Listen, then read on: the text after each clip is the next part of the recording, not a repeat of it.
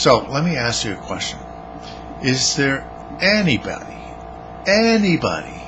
besides the Republicans claiming that Obama is the Messiah or the chosen one? Anyone? Give me one example. This is classic Republican noise machine hyperbole.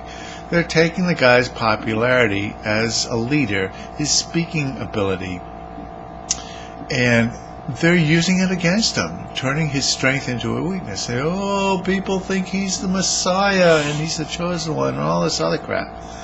I haven't heard any of that coming from the left. It's been all the mischaracterization of the right. I gotta tell you, people have hope for Obama for all the obvious reasons, but no one I have heard of on the left has held him in any sort of delusional regard as far as that's concerned.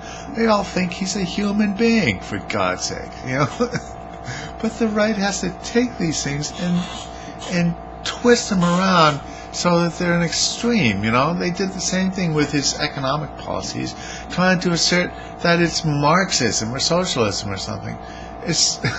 It's just ridiculous. It's absolutely ridiculous. And Rush Limbaugh is right at the very top of the heap spouting this bullshit, If this is the leadership of the Republican Party, they are going to be consigned to obscurity for a very, very long time, because this trip down hyperbole lane is going to do nothing but further disconnect them from reality.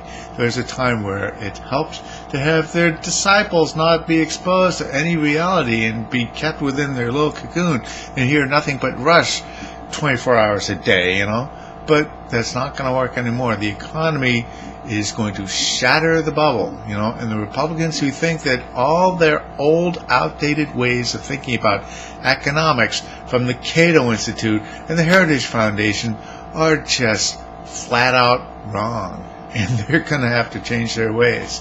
Obama's trying to reach out to them, but to tell you the truth, I think that they're just so ingrained in their ways. I don't think they're going to budge. They still think the chosen way is through tax cuts. Cut our taxes and keep cutting taxes until the problem goes away.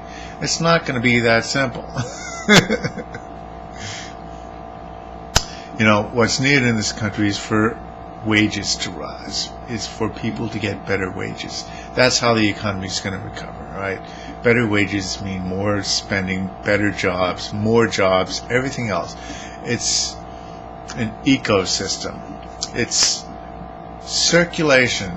And if you cut off the circulation, if all the money goes to the very, very rich and they just drive down the cost of labor until labor is living subsistence or below levels, then that's it for the economy.